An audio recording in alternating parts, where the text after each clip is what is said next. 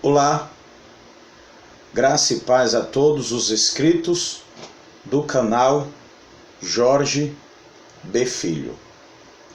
Bom, o vídeo de hoje será sobre imortalidade, vida além do túmulo e ressurreição.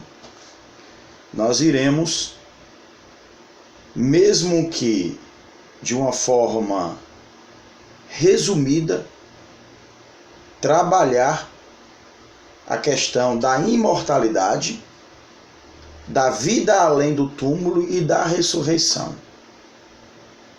Essas três áreas que é abordado nas Escrituras divide opinião no campo da academia, no campo teológico.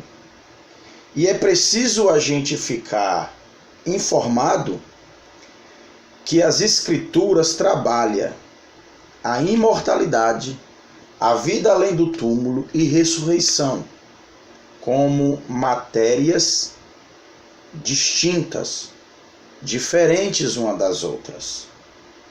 E nós vamos iniciar falando sobre a imortalidade. A imortalidade, ela nunca aparece nas Escrituras como sendo um atributo comunicado ao ser humano após a queda no Gan Éden, no Jardim do Éden. Todas as vezes que o termo aparece nas Escrituras, está relacionado como um atributo da divindade. Por exemplo, Paulo vai falar que o divino é um ser imortal. Em nenhum lugar nas Escrituras vai falar que o ser humano é um ser imortal. Muito pelo contrário.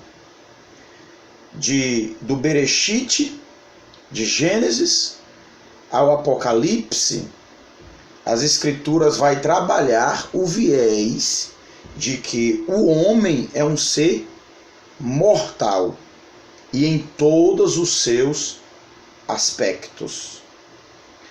A imortalidade, como sendo um atributo comunicado ao homem, estava condicionado à obediência de Adão e Eva no Jardim do Éden, no Gan Éden. Eu gostaria de ler um texto com vocês, texto de Gênesis, capítulo de número 2, o verso é o verso de número 17. Bereshit, capítulo de número 2, verso de número 17. Diz assim: Umeetz Adat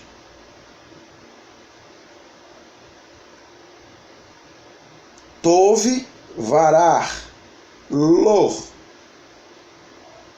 Torhal Mimeno Ki Bion Ahalka Mimeno Mot Tamot. Então vamos fazer aqui a tradução para esclarecer melhor para quem não está familiarizado com o hebraico e para quem não domina muito bem o vocabulário, porque uma coisa é você ler em hebraico e dominar o vocabulário hebraico, dos termos, das palavras hebraicas. Então o texto que nós lemos em hebraico diz assim, em língua portuguesa: Mas da árvore do conhecimento do bem e mal não comerás dela, porque no dia que comer dela, certamente morrerá. Bom, observe que a condição de o homem gozar do atributo da imortalidade estava em ele não comer da árvore proibida pelo divino no Gan Éden, no jardim do Éden. Caso eles comessem da árvore proibida no jardim, eles morreriam. Então, após a queda, a gente vai observar que a imortalidade não faz parte mais como sendo um atributo comunicado do divino ao ser humano. Paulo vai falar em Romanos que o salário do pecado é a morte. A retribuição, o pagamento é a mortalidade. Ezequiel vai falar que a alma que pecar, essa morrerá. Hanefesh. Quando essa palavra Hanefesh fala a alma, ela está falando no ser humano na sua integralidade, tanto na sua parte física, como na sua parte imaterial, como na sua parte metafísica. Pois bem,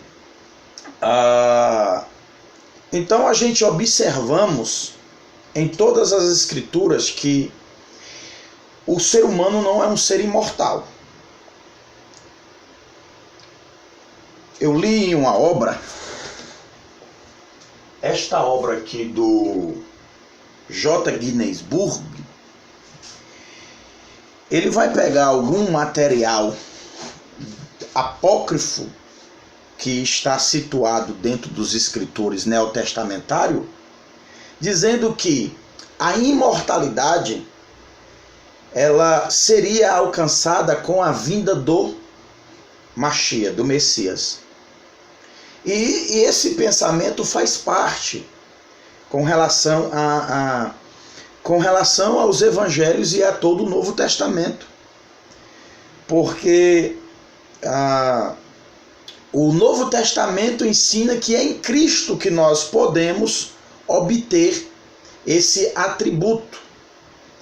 Quando Paulo vai falar que haverá um período que o mortal vai se revestir de imortalidade. Então, é muito complicado nós tratarmos o ser humano nas Escrituras como possuindo esse atributo. Como possuindo esse atributo. Esse atributo só foi possível com a chegada do Mashiach, do Messias, e que nele, num futuro escatológico, o que é mortal se revestirá de imortalidade. Então, a minha opinião é que o ser humano não possui imortalidade. Vamos partir agora para outro assunto, vida além do túmulo. Nós precisamos entender o seguinte, que as Escrituras trabalham o conceito de imortalidade de uma maneira distinta da vida além do túmulo. Nas Escrituras, o fato do homem ser mortal, isso não significa que não exista existência além do túmulo. Além do túmulo. Por exemplo, o termo lá em hebraico, que está escrito no texto que nós lemos, no dia em que dela comestes, no dia em que dela comeste, biom, dia que dela comeste, certamente morrerá. Bom, observem só, Adão e Eva morreram ou não no dia em que eles comeram? Porque se eles não morreram no dia que eles comeram, nós vamos ter um problema nas Escrituras, uma contradição nas Escrituras. Por que, JB? Porque o divino disse categoricamente que eles morreriam no biom, no dia que eles comeram. Só que nós vamos ver que eles não morreram no dia que eles comeram. Mas eles não morreram na sua parte material. Mas na sua parte metafísico, na sua parte espiritual, eles morreram. Porque o conceito das Escrituras de morrer nem sempre é deixar a existência. Eles morreram, por quê? Porque eles romperam sua comunhão com Deus devido ao pecado. O pecado fizeram separação deles na sua integridade, integralidade com o divino, com Deus. Com Deus. Então as Escrituras vai falar da questão de morte espiritual, que a pessoa, mesmo tendo existência, ela pode estar morta. Ou seja, morrer não necessariamente nas Escrituras significa deixar de existir.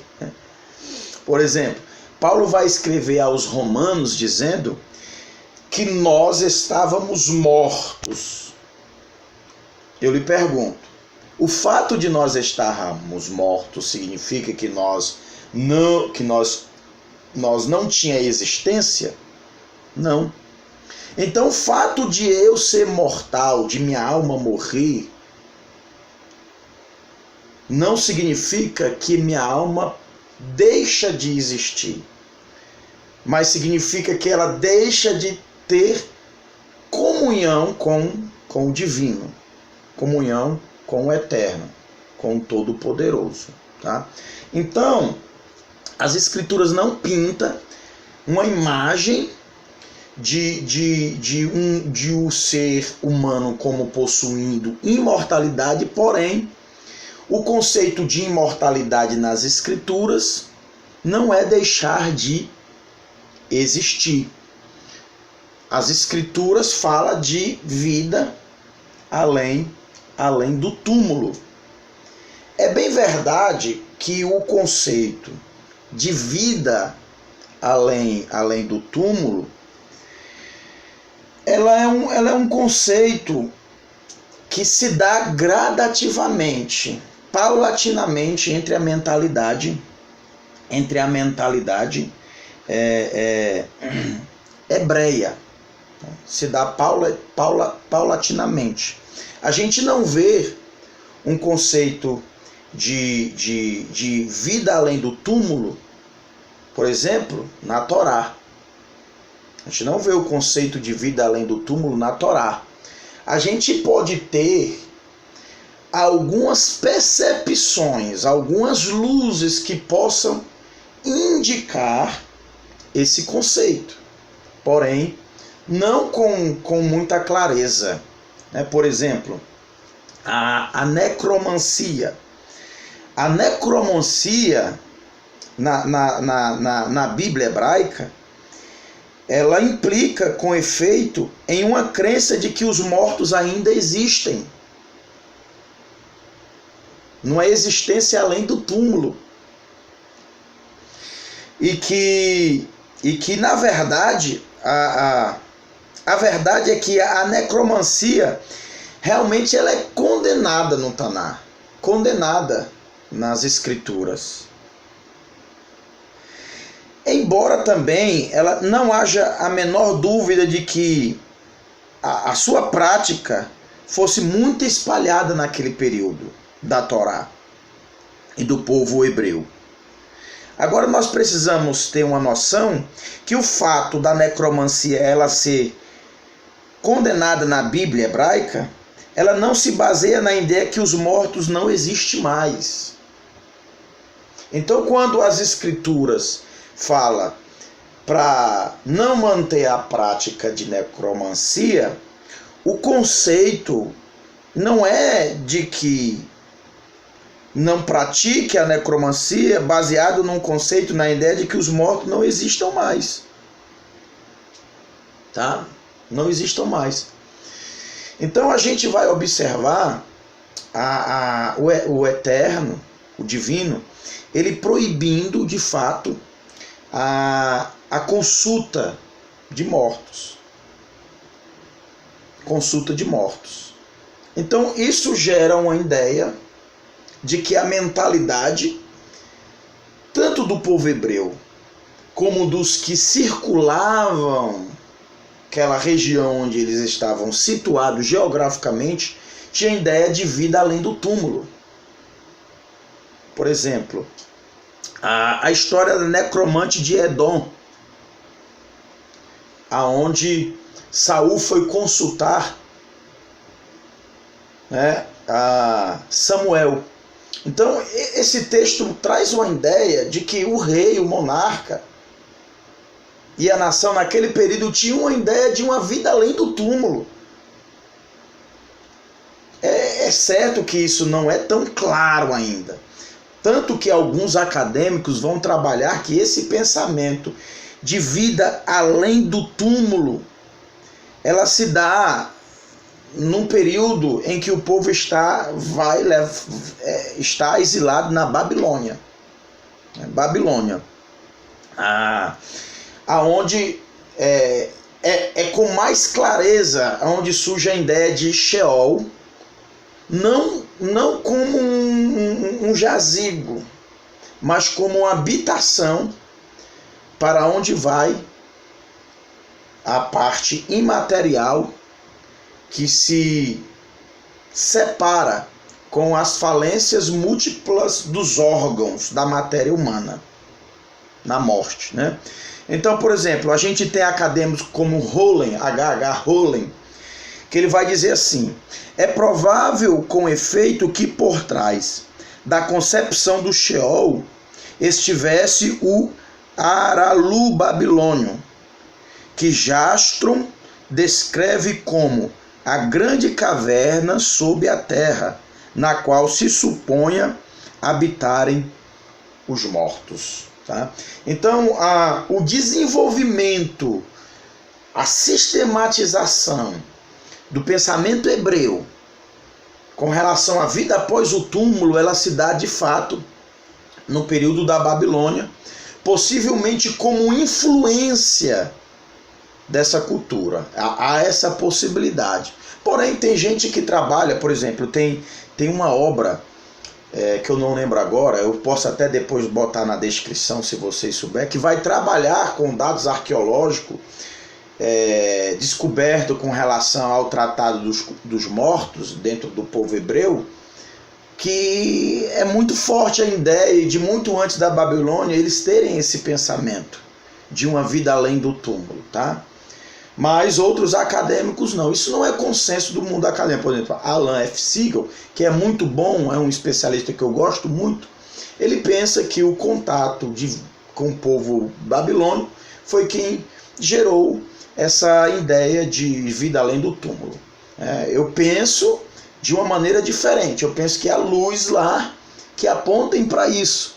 Porém, a sistematização, o desenvolvimento do pensamento hebreu com relação à vida além do túmulo se dá nesse período. Tá? Nesse período. Então, gente,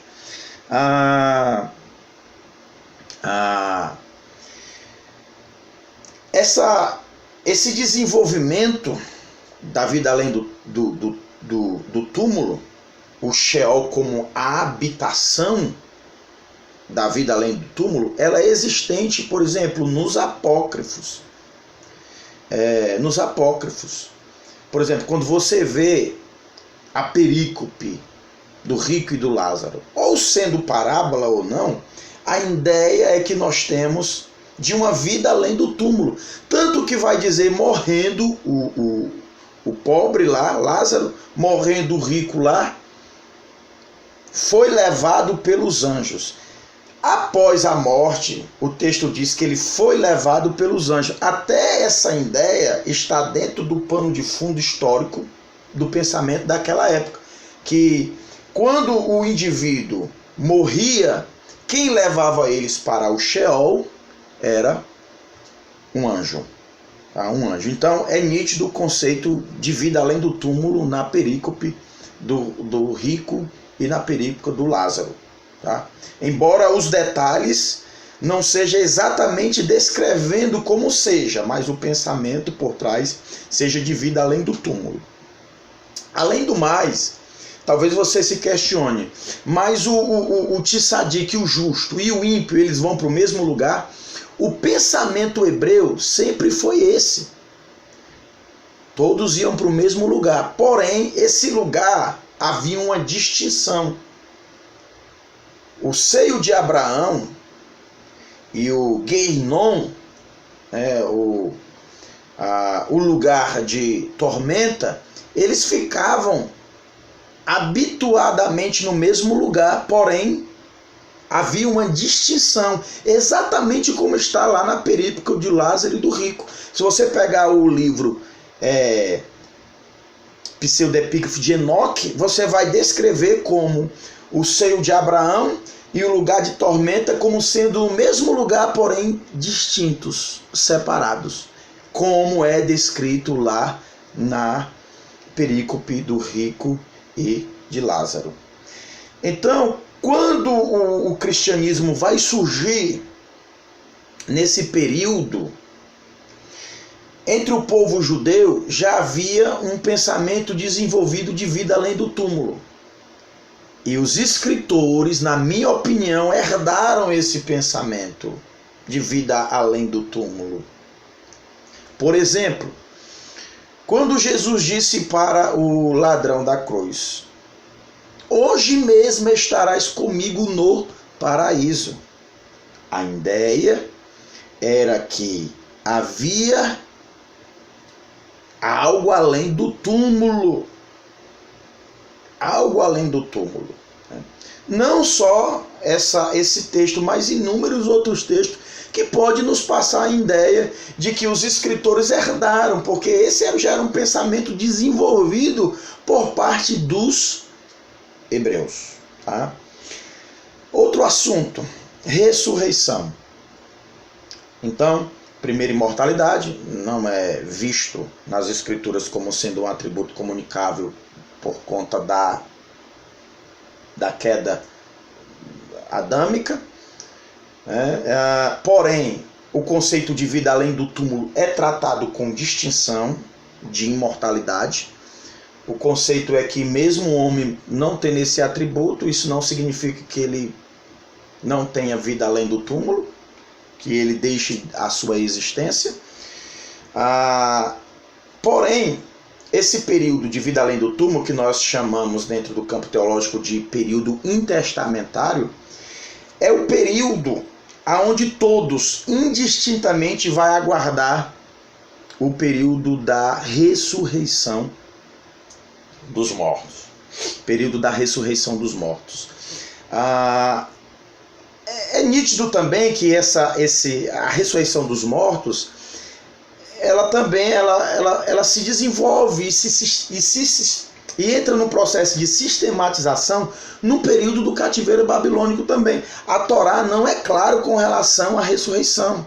Tanto que, dentro do bojo judaico, das seitas judaicas, existia uma chamada de saduceus que não acreditava na ressurreição dos mortos. Por quê? Porque o cano deles era só o Pentateuco, era só a Torá. Era só a Torá. Pelo fato de eles acreditarem só na Torá, eles diziam que não havia ressurreição, porque para ele na Torá não é clara a ideia de ressurreição. De fato, a ressurreição ela aparece mais nos profetas. há poucas referências. Por exemplo, tem uma lá em Isaías, né? Tem uma no livro de Daniel, mas ela também se desenvolve nesse período aí, cativeiro e pós-cativeiro babilônico. E como eu falei, os escritores do Novo Testamento, quando eles surgem, eles já surgem quando a mentalidade hebreia já estava com esse conceito. Então eles herdam pelo fato de eles virem desse ambiente judaico.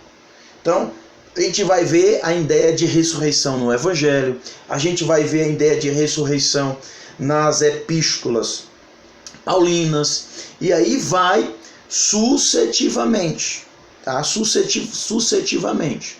Então, a ressurreição é um fato verídico, real, que é claro nas Escrituras. É claro nas Escrituras, tá?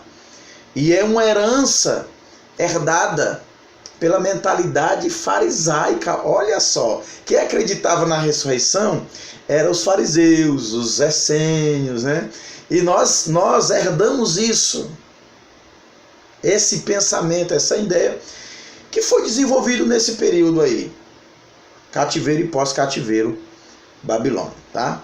Então, que o Eterno vos abençoe, curte, se inscreva, compartilhe, divulgue, para que outras pessoas também possam ser alcançadas. Eu gostaria de fazer uma oração por você agora. Querido Deus, nesse momento nós queremos apresentar cada inscrito do canal. Que o Senhor possa esclarecer as nossas vidas. Que o Espírito de graça que foi nos outorgado mediante Cristo possa nos guiar, nos esclarecer em toda a verdade. Nesse mundo de confusão, traz luz na nossa mente, fé na nossa alma, para que nós possamos um dia falar como Paulo: combati o bom combate, acabei a carreira e guardei a fé, e receber de ti a coroa da justiça. Em ti, Senhor, nós temos a imortalidade. Em ti, Senhor, nós temos a esperança de que a nossa vida além do túmulo é estar no seio de Abraão. E que lá, Senhor, nesse estado intermediário, nós aguardarmos a ressurreição dos vivos, dos mortos. Então nós te louvamos, nós te glorificamos, Senhor. Continue abençoando as nossas vidas com a graça, com o Evangelho e com a paz, trazendo toda a mente cativa a Cristo. Nós oramos para a tua glória. Amém.